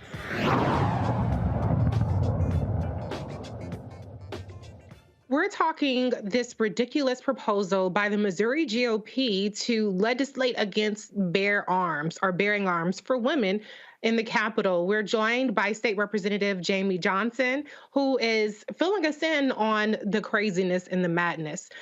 Ms. Johnson, I'm curious, do you have any kind of bipartisan pushback on this from the Republican women, or is this something that only the Democratic women seem to be speaking out against? So it's actually interesting. This rule change was proposed by a Republican woman. So we were just as surprised as everyone else that was happening. But this debate really overshadowed a lot of the important debates that we were hoping to have with some of the rule changes that Democrats proposed. So, for instance, we proposed amendments that would make the Capitol building more accessible to Missourians with disabilities, that would ensure Missourians could testify before out-of-state stakeholders in committee hearings, and that that would make that just general rule changes that would make the House work better for the people of Missouri. And there was no debate on that. There were no questions. There was no conversation. It was just a flat out no. Like we got it. The voice vote was on party lines and just absolutely shot down on all of the things that we wanted to do to make the People's House more accessible and hold us more accountable to the people of Missouri. And that's just unfortunate that this conversation overshadowed that greater conversation of what we wanted to do to make the House more accessible. Right. I mean, one thing Republicans are good for is deflecting and sucking up the oxygen in terms of these kind of things that are really easy and justifiably to get outraged over. And they kind of get a free pass on the things that they're obstructing, like what you just laid out. I want to bring in the panel to see if they have anything to weigh in on this. I'm going to start off with Erica. Yes, and thank you so much for joining us. Really encouraged to see you and your colleagues really laying to bear, pun intended, what this means. Let me ask you around what constituents, I know it's early in the year, but what has been constituents' feedback when it comes to getting the people's business done? Because what you talked about, the immediate folks that have differing abilities able to access the Capitol, that's a human right, so that, they would be able to speak with you all, go on tours or things of that nature. So can you talk a little bit about the other side of it, the less chaotic side, the folks that voted you all in, their expectations and any feedback that you're receiving from Missouri? Yes, I and my colleagues have received a lot of feedback from our constituents on what a waste of time this is, what a waste of resources this is. Missouri is at the bottom of the list on so many national quality of life metrics, and we're hearing from our constituents say we want better. In this last election, we have the largest class of freshman representatives in a very long time in the Missouri House of Representatives. And so it's a referendum saying we want something different. We don't want politics as usual. This is, we have one other thing that I need to mention. We've had a GOP supermajority in Missouri for over 20 years. And this kind of debate is what they want to highlight as what's important to them, and our constituents are over it. Like I said, we had the largest freshman class in a very long time in the Missouri House, and I really think it's because people want change. And we heard from them this week after that debate saying, enough is enough, this is ridiculous, let's move forward with the people's business. Ms. Johnson, you did mention about how Missouri, the legislature, tried to, be first to enact a trigger ban after the ending of Roe v. Wade. Are there any other kind of anti-women policies that, the Missourians should be concerned about that are coming down the pike from this GOP legislature? Well, I know federally they're looking at a nationwide ban, and that they're looking at contraceptives, and there's a lot of that happening in Missouri as well. There's language that to define what fetal personhood looks like. So, to move that line between a woman as a human being carrying a fetus versus the fetus having its own rights and responsibilities as a person before the fetus is fully able to live on their own outside of a woman's body. So there's a lot of very scary things happening in Missouri right now. And I think that's why a lot of these new legislators were elected in this last election, because people want something different. I also wanted to add that, just as a rule, for me, being the first Black legislator in the state house from my county, I know for a fact that my constituents want something different. This type of rule puts up a barrier to the idea of who could run for office. For instance, when I first was asked to run for office, I was like, why me? I'm a single mom with 3 kids, 2 in college. I'm like a soccer mom. I'm not going to run for office. And then, I decided that, after some further thought, I decided that it was something that I could do, and did the work, pounded the pavement, knocked the doors, and won the election. So I really believe that these types of rules, these definitions of professionalism, these definitions of what looks like we're professional, put up barriers to get people to understand that they have a right and a responsibility to help in this democratic system. And one of those ways is running for office. And professional clothing does not really constitute decorum. Before I was elected, I've watched some of the House debates, and I really wondered why people were screaming. Some people almost came to blows. And all of them were in suits. All of them were in ties, and all of them were in nice dresses and blazers and cardigans. So I don't really understand how they want to equate professional dress with decorum. So it's a very interesting story. And like I said at the top of the segment, I'm really excited to be here. Love Roland Martin, have watched for a long time, but I'm also really embarrassed that this is why I'm here. So y'all gonna have to ask me back, with more. Oh, I'm so sure that Roland would love to have you back. He's very big on highlighting state legislators, especially somebody with your background who is a prime example of why it's important to get involved and never count yourself too small to make a difference in your state or your local elections. I want to give Dr. Carr a chance to weigh in. Thank you, Reese, and thank you, Representative Johnson. Happy early 110th, looking good for 110.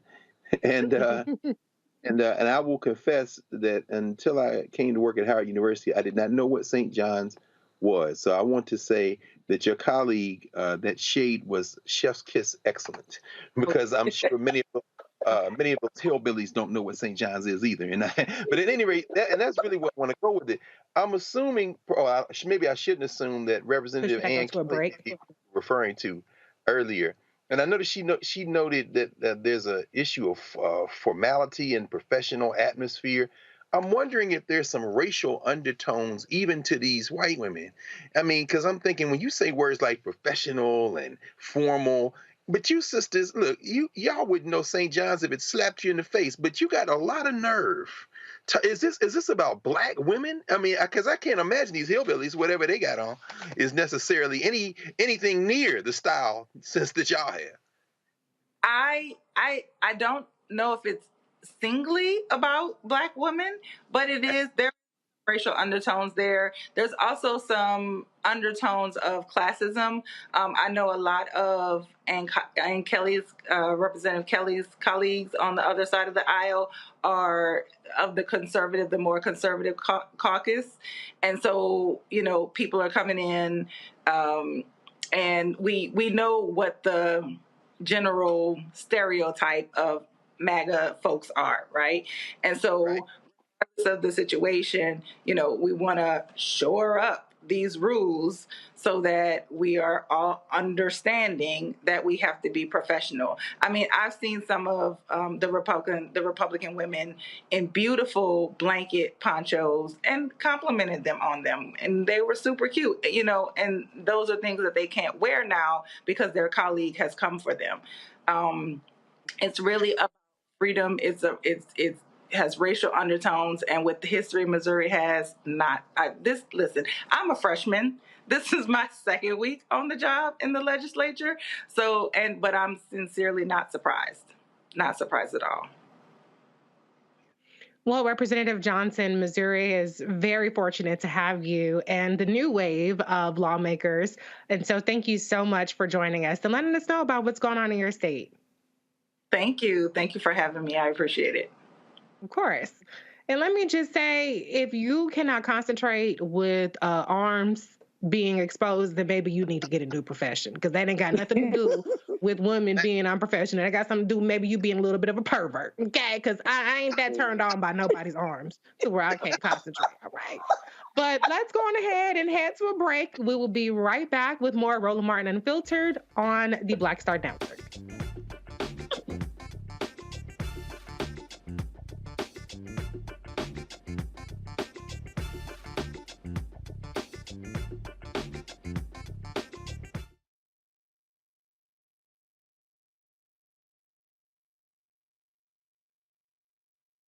When you talk about blackness and what happens in black culture, we're about covering these things that matter to us, speaking to our issues and concerns. This is a genuine people-powered movement. There's a lot of stuff that we're not getting. You get it, and you spread the word. We wish to plead our own cause. Too long have others spoken for us. We cannot tell our own story if we can't pay for it. This is about covering us. Invest in black-owned media. Your dollars matter. We don't have to keep asking them to cover our stuff. So please support us in what we do, folks. We want to hit 2,000 people, $50 this month, raise $100,000. We're behind 100,000, so we want to hit that. Y'all money makes this possible. Check some money orders. Go to P.O. Box 57196, Washington, D.C. 20037-0196. The Cash App is $RM Unfiltered. PayPal is R Martin Unfiltered. Venmo is RM Unfiltered. Zelle is Roland@RolandSMartin.com. On the next Get Wealthy with me, Deborah Owens, America's Wealth Coach, the number of people working from home has quadrupled to almost 30%. You're going to learn how you can now create your money space. It can impact your mood, your mindset, and your ability to get wealthy. Interior designer Nikki Klug joins us to share exactly what you need to do to create a winning workspace. Make a space that is going to instantly put you in the mindset so that you can be more productive, so that you're organized, so that you're inspired, or you're really focusing in on the task at hand. That's right here on Get Wealthy, only on Black Star Network. Hi, I'm Amber Stevens-West from The Carmichael Show. Hi, my name is LaToya Luckett, and you're watching Roland Martin Unfiltered.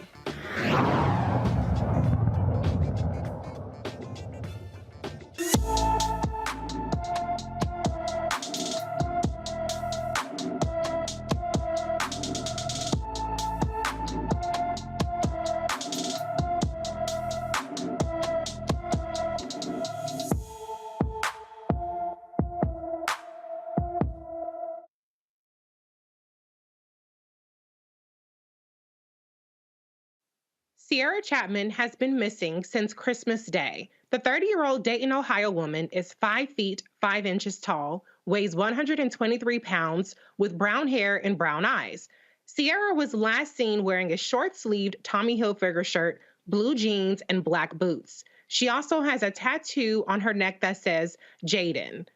Anyone with information about Sierra Chapman should contact Dayton Police Department at 937-333-1070. Two Illinois EMS workers are charged with first-degree murder for placing a patient face down on a gurney, leading to his death. Lifestar EMS workers Peter Cadigan and Peggy Finley were called on December 18th to assist Earl Moore, who was suffering from hallucinations due to alcohol withdrawal. Springfield, Illinois police have released body camera footage from the night that Moore died. Moore could not walk, so officers assisted him to the stretcher. Cardigan and Finley then placed Moore face down in the prone position, securing him to the stretcher before transport. The coroner's report says Moore's cause of death was compressional and positional asphyxia due to prone face down restraint on a paramedic transportation stretcher due to straps across the back. I'm going to go to the panel really quickly on this. You know, we are accustomed to hearing about the disregard for life, Black life in particular, when it comes to the police officers, but God damn it, the EMS workers are doing this kind of negligence to, or alleged negligence to people they're called to assist. that was supposed to be one of the solutions to police brutality, is getting actual medical professionals involved. Dr. Carr, your reaction to this story? Well, yeah, I mean, I think you're right. You're right, Reese. But again, I mean, we live in a society. I don't know anything about Lifestar Ambulance Service, and they have gone silent. But if we're talking about outsourcing, if we're talking about private contracts, I mean, there is a culture of impudence when you call for help. And so, they're taking their cues from the patrollers. And in this case, the police released video footage, it seems to me, probably in part to say, hey, look, this time it wasn't us. But this is part, this is part of a larger culture. What did you do to stop it? I mean, it's Lifestar private company that's contracting with the municipality, and by the look of those mugshots, I don't know that I would call either one of them people to come help me or anybody else I cared about. I know that's right. Erica, Dr. Carr brings up such a good point. When we're talking about the privatization of healthcare, one of the things that Republicans like to have you believe is that privatizing healthcare is the solution to getting the best medical care. But we see that that's not necessarily the solution. And in this case, it was actually a deadly result. What is your reaction? Sure, a 35-year-old man, a week before Christmas, dead. We hear these stories too often, and Reese, thinking about your home state of California, with the number of brush fires that happen. As you well know, some of the wealthier people are able to afford to have those private services of firefighters, who people call first responders. They kind of loop them all into that category, to come out to secure services outside of having to call 911. So, here we see not understanding how Lifestar, who they are, how they, what their role was, but that these two people that were working for them, looking at Peter, that's a big man. That was one of the first things that I saw. And so when we see him strapping those straps even harder, just think about, I think it was 3 different straps, or maybe 2 straps that he placed over the man's body. To see him do that, and the weight that he moved in doing that, I'm wondering at what time did this 35-year-old man expire? It was just really horrifying to watch that and know that police camera footage was covering that as well. So in terms of the outcome of this, I definitely hope his family sues the hell out of everybody that should be sued, and that it looks like Peggy and Peter are going to be in jail for a while, because they don't look like they have anything close to that $1 million bond. And I really hope that they do serve the maximum time in prison for this homicide that they both committed. Absolutely.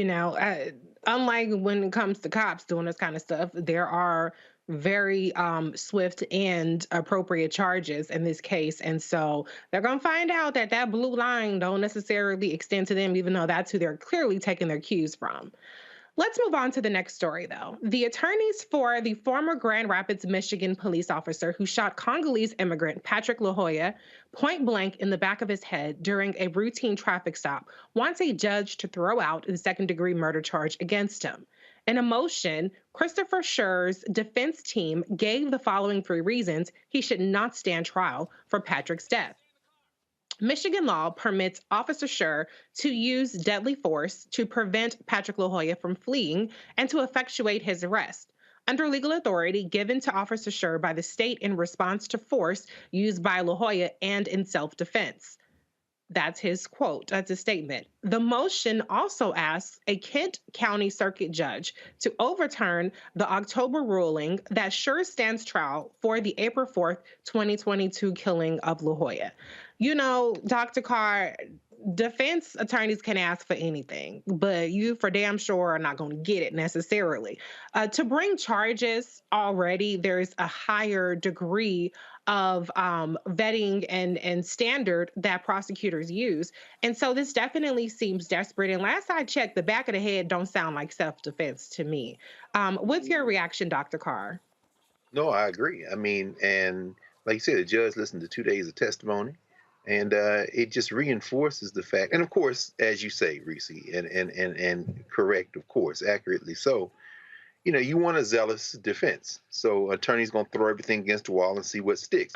Unfortunately, when you're dealing with killers, with patrollers, with hunters, with these people, the police, you're talking about people who go into a situation with a license to kill and with a whole lot of leeway and the protection of the state. What we don't know is how this appeal will be ruled on. It could be very well that this will be taken into consideration. And that's the tragic thing, because that was an execution. We all know it.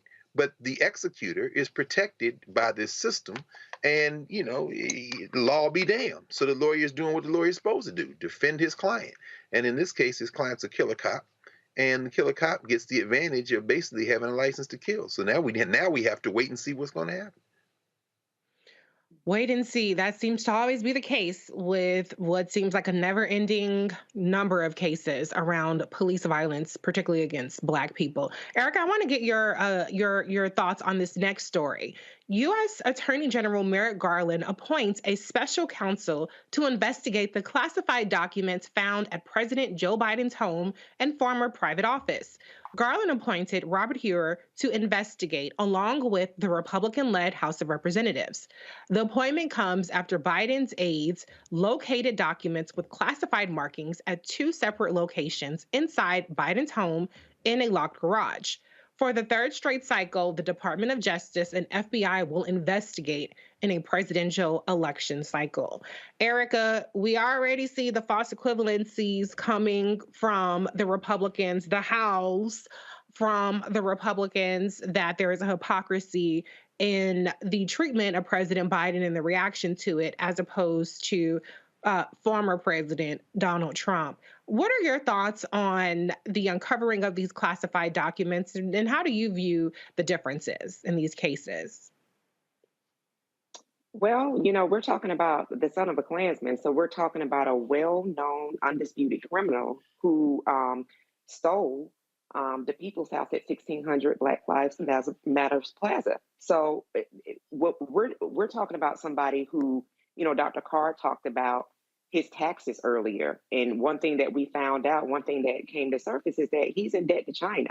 So we're talking about a whole national security problem when we're talking about Donald John Trump. In comparison, when we're dealing with what happened with President Biden, and it seems like protocol was followed, one of the things that I think that people need to be concerned with is that because media has really been, and mainstream media has really been waiting and really kind of like foaming at the mouth to get back at some of that very juicy 45 kind of news reporting that they were used to doing. So I think that along with the chaotic terrorist GOP, also look for mainstream media to really be making this a lot more salacious than what it is, and for Republicans to be jumping up and down every day screaming. So I think that this is something that, pay attention to, but then at the same time, understanding that this person that was appointed for the special person that's going to look into it, he was appointed by Donald Trump, was in the office when Donald Trump was talking about MS-13 and how they were going to take them down. So I would say, hear it, but definitely don't ingest it. There's no comparison. And hopefully this will move through the media cycle more quickly, and we'll find out what those documents are, if there are any issues, and move forward, because we definitely do have a lot of work to get through for this remaining year. Yeah, but one thing I have to admit, politically though, I think this is a little bit of an issue. We know that the attention span of the political media and even the political public is very short and very much prone to false equivalency. And so I do have to admit this was sloppy on the part of President Biden in terms of the way that he stored, or maybe he was unaware of the classified material. So I do I do think that this opens him up in a way that really is not helpful. And we know that Republicans are far more effective at weaponizing this sort of, careless mistake. But there is a huge difference between carelessness and being a national security threat and holding on for dear life to classified information like what Donald Trump was doing. And I have to say, Son of a Klansman is always my favorite Erica. So thank you for that. Well, listen, the show is coming to a close, but I do have to get to this one last story, which is about a California redlining settlement. The largest bank headquartered in Los Angeles will pay $31 million for allegedly engaging in lending discrimination. This is the largest redlining settlement in the Department of Justice history. The DOJ claims City National Bank engaged in redlining in Los Angeles County from 2017 through at least 2020. Engaged in a pattern and practice of discrimination through redlining. Specifically, City National Bank avoided providing home loans and mortgage lending services to majority Black and Latino neighborhoods throughout Los Angeles. The illegal conduct that we allege in the complaint took place between 2017 and 2020. City National has agreed to resolve the government's lawsuit by entering into an agreement known as a consent order. This requires City National Bank to make numerous investments and take significant actions that will have a positive impact on Black and Latino neighborhoods. City National, as Assistant Attorney General Clark mentioned, has agreed to spend more than $31 million to address these inequities. This is historic in terms of this marking the largest redlining settlement that the Justice Department has secured with respect to a bank or lender. Redlining is the practice of preventing Black families in particular from amassing and maintaining wealth in the same way that white families could, resulting in the growth of the racial wealth gap and housing insecurity. I peeped Assistant Attorney General Kirsten Clark. She is always on the job. They have been on fire in terms of not just this kind of settlement, which is historic, but in terms of the way they've held cops and vigilantes accountable for, crimes, civil rights crimes, hate crimes, and things of that nature. And so shout out to her. I know there's complaints about Merrick Garland, but I'm not letting nobody say a crossword about Kirsten Clark, rather. All right, y'all, listen, Roland, handed the reins to me in the middle of the show, but it has been fun filling in. You did that, boo. Knocked it out the park, Reese, as always. Thank you. Oh. Y'all my favorite crew, the only people I'd want to do this with.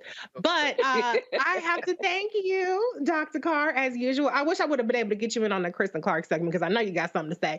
And thank you as I got it. Okay. And thank you as always to the beautiful Erica Savage Wilson.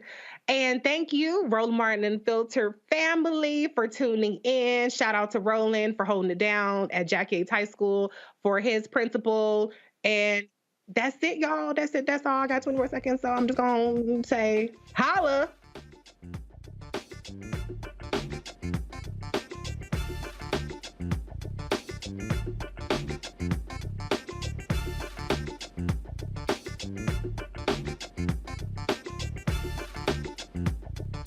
Black Star Network is here.